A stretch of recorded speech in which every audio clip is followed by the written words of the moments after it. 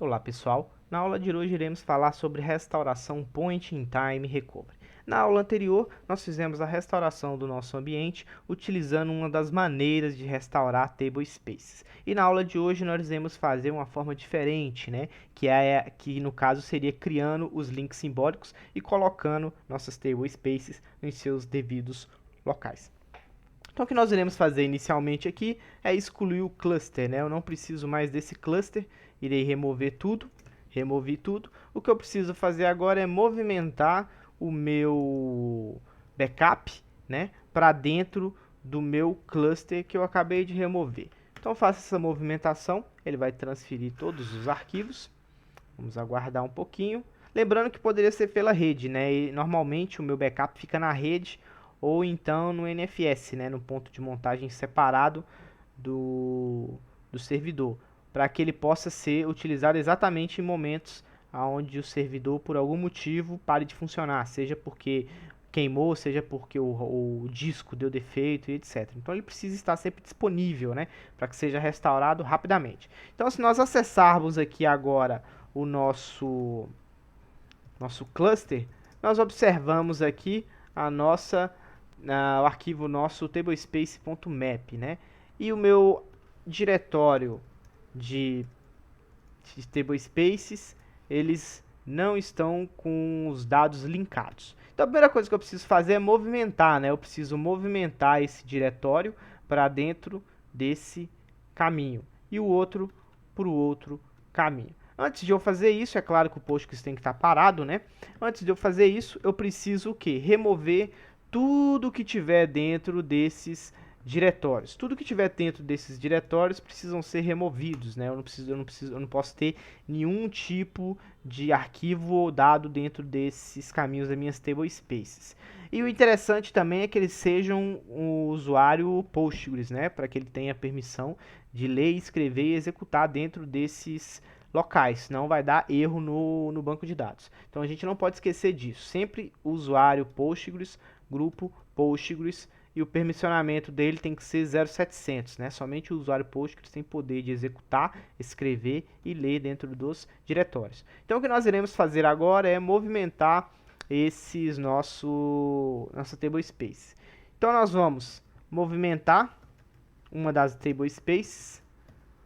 Vamos pegar aqui a 8, vou movimentar a 8 para dentro da table 1, né, conforme está mostrando aqui, né, vou mandar ele para dentro da table 1. Fiz a movimentação, agora eu vou fazer a mesma coisa para outra.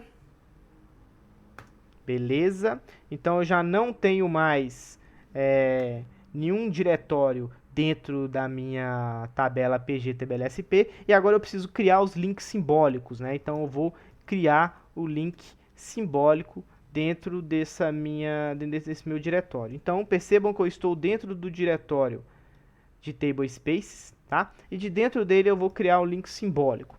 Então vou utilizar aqui, vou me orientar aqui pelo as tablespaces, né? Então deixa eu só abrir aqui. Então vamos agora pegar o arquivo da table 1 e criar um link simbólico para ele. Então nós vamos pegar ele aqui, tablespace, table 1, e ela vai colocar o mesmo nome que se encontra no arquivo aqui. Faço a mesma coisa para tablespace 2. Então se eu visualizar agora, eu tenho os meus IDs apontando, né, para o diretório table 1 e table 2. Então a última coisa que eu vou fazer agora é realmente verificar se eles estão corretos, né? Então eu vou entrar dentro do diretório para verificar que tipo de informação que ele vai me trazer. Beleza, me trouxe esse arquivo, significa que está tudo ok. Então agora eu posso subir o meu ambiente. Então antes de subir o meu ambiente, nós temos que observar que nós temos esse arquivo backup label, né? O arquivo backup label, ele traz informações a respeito do backup inicial, né? Ele fala o nome que foi colocado no comando start backup, o horário, de onde veio o backup, qual foi o comando usado, e ele passa também o arquivo de wall com a posição inicial, né, que no caso seria o nosso arquivo de wall de posição 47. Ele é apenas um arquivo meramente informativo que tem como objetivo ajudar o Postgres a iniciar o seu trabalho de restauração. Se esse arquivo não existir dentro do Postgres, o Postgres considera que esse aí é um cluster normal e não vai fazer as restaurações conforme, não vai fazer o point in time recovery conforme a nossa necessidade. Então o que nós iremos fazer agora é criar um arquivo para avisar o Postgres de que eu preciso fazer uma recuperação, uma restauração. Esse arquivo se chama-se recovery.conf. recovery.conf. Esse arquivo recovery.conf, dentro dele eu irei colocar os comandos necessários para que haja a restauração do meu ambiente. Primeiramente eu vou colocar o comando restore command.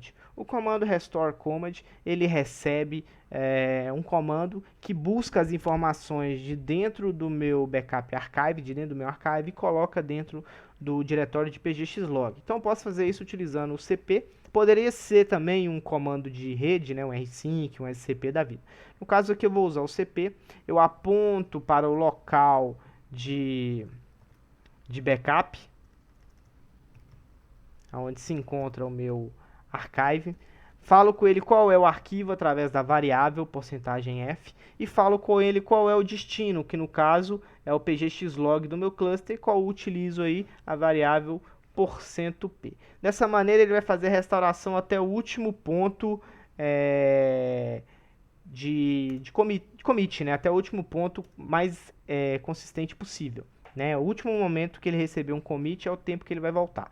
Mas supondo que por algum motivo eu queira voltar o meu backup em um determinado período. Supondo que alguém fez algo de errado no ambiente e eu preciso restaurar o meu ambiente para um determinado horário, para uma determinada data, a fim de desfazer todas as ações até então feitas pelo comando errado. Então eu tenho esse cara aqui, ó, recovery target time.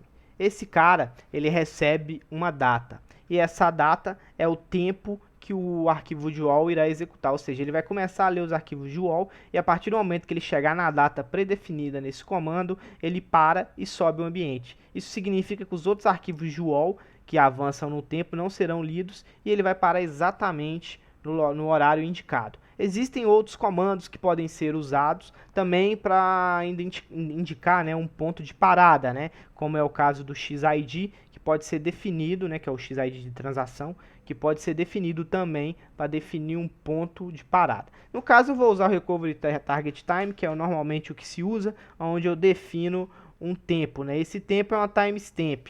Então eu vou definir aqui o ano, o dia, hoje é dia 8, e o mês, no caso o mês e o dia. E eu coloco aqui um horário, né? Vamos supor que eu queira restaurar até as 13 horas, 59 minutos e 59 segundos.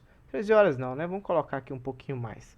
Vamos colocar aqui as 20 horas. Então significa que eu quero que ele restaure o meu ambiente até a data de hoje às 8 horas, ou seja, ele não quer que eu restaure todo o meu backup, ele quer só até um determinado período, beleza? Então feito isso, eu posso simplesmente sair salvando, beleza? E agora eu já consigo subir o meu Postgres e verificar como está o meu ambiente.